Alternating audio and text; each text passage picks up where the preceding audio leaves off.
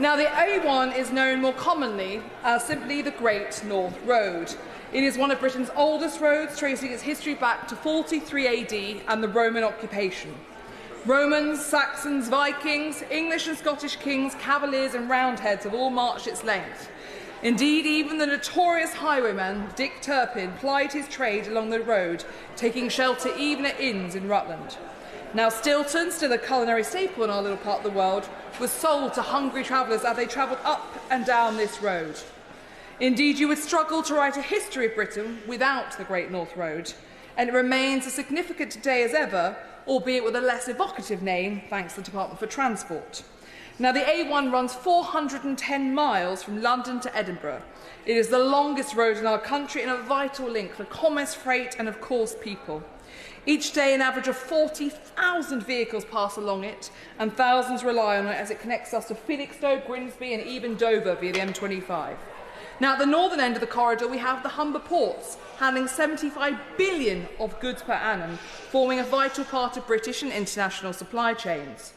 Heavy goods vehicles make up 25% of all those who go along the corridor, more than double that of the national average.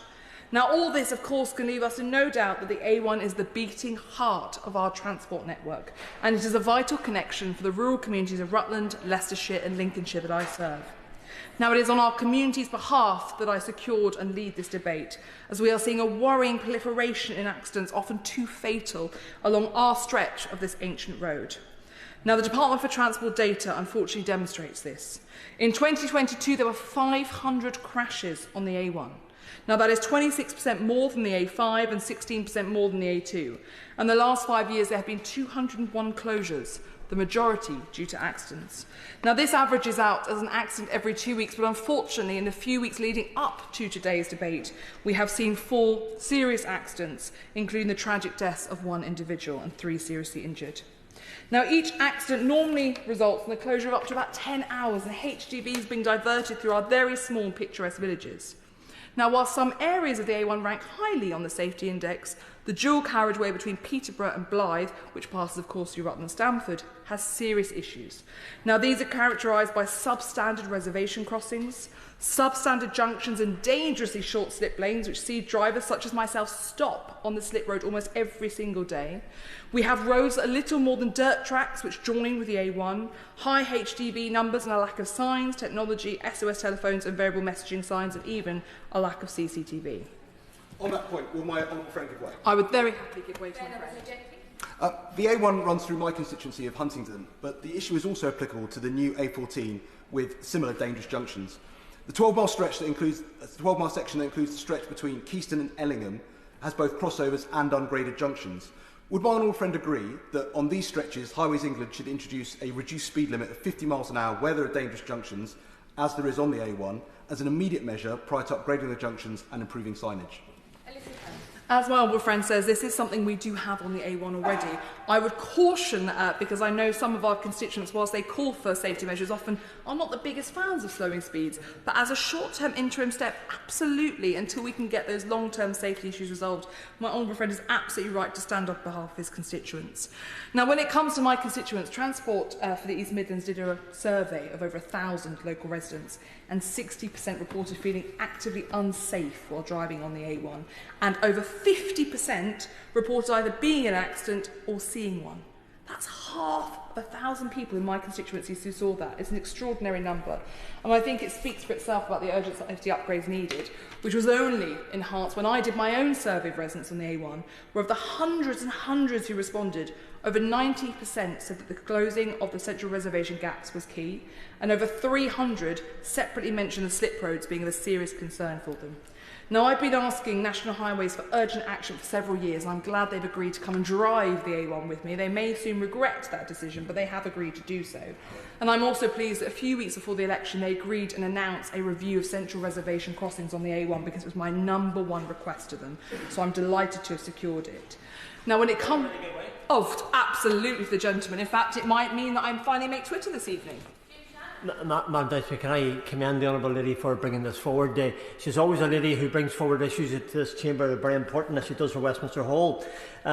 This morning I understand that the BBC camera crew filmed the collision between two cars while preparing a news report about the very road safety on the road that the Honourable Lady refers to. An illustration that rural roads need more attention. The news report reminded me of my own constituency of Strangford, where I just think Ballyatwood is very similar to the Lancashire Road for me and Strangford.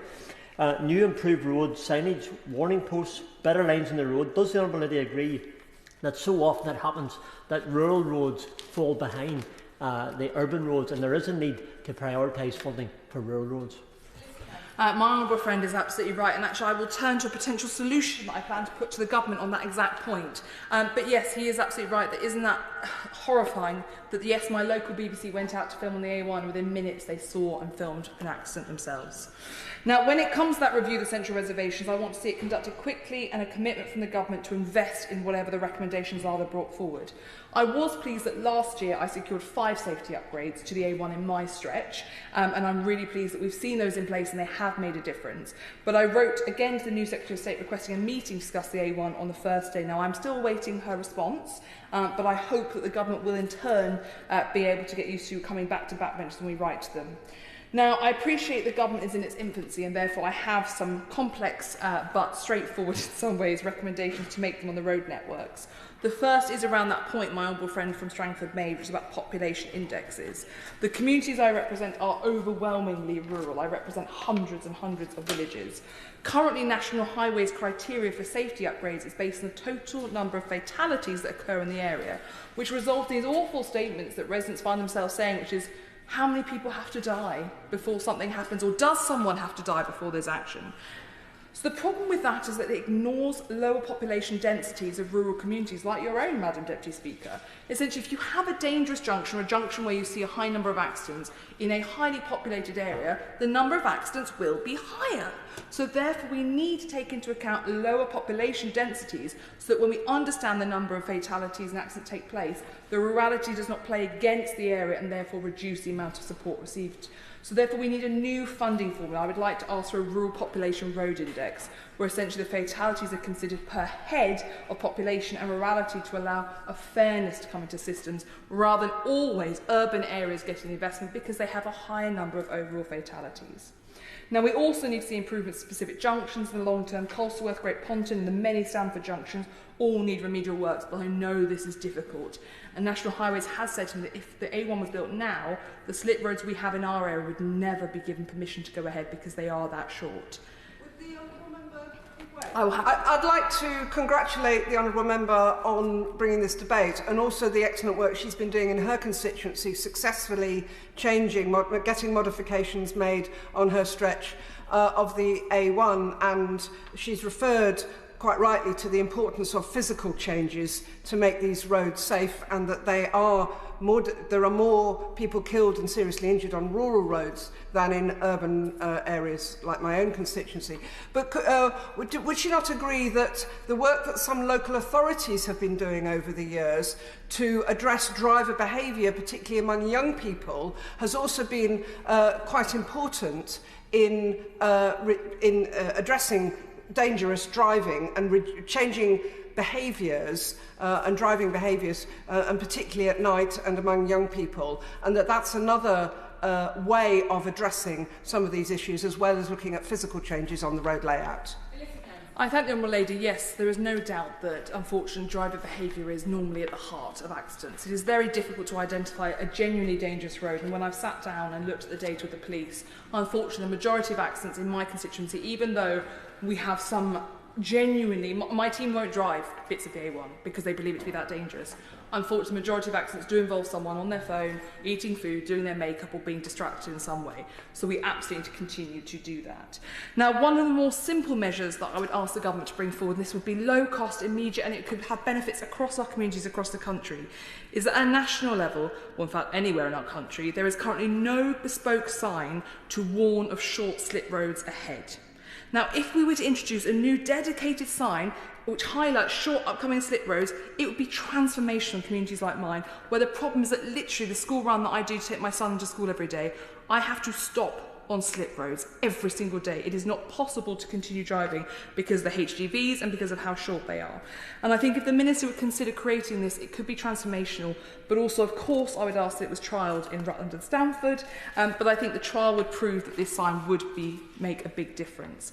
I hope the Minister can understand that my frustration that when I put in a written question on improvements to the A1, the Department for Transport responded that the National Highways has completed a number of safety improvements to the A1 in recent years. Obviously, I was aware of those upgrades, having secured them, and the question was more about what was planned for years to come, but I know that new governments, of course, need time to come into place and come up with those plans. So whilst those safety improvements have made a difference, we do need more plans for what we can do going forward, because this is such a key route when it comes to London, Edinburgh, conduit for commerce, freight and people. Short slip roads, dangerous central reservations and poorly designed junctions genuinely put my communities at risk every single day.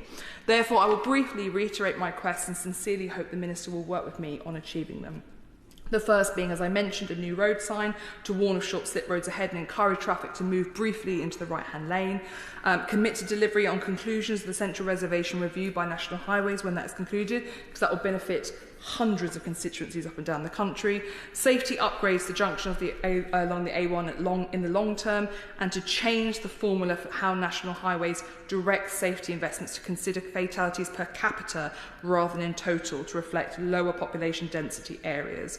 And of course, the Minister is very welcome, although I doubt she will take it up having heard all of this, to come and drive the slip roads and the Central Reservation crossings with me herself.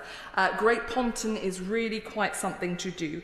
Madam Deputy Speaker, in closing, there is not a week that goes by where I do not receive a news alert about a serious accident on the A1, and I have to say every time my heart pauses, and I have to hope it's not a fatality, because that is how severe the accidents are. With my son's school in it, of course, you also question, first of all, who is it and do you know the person involved?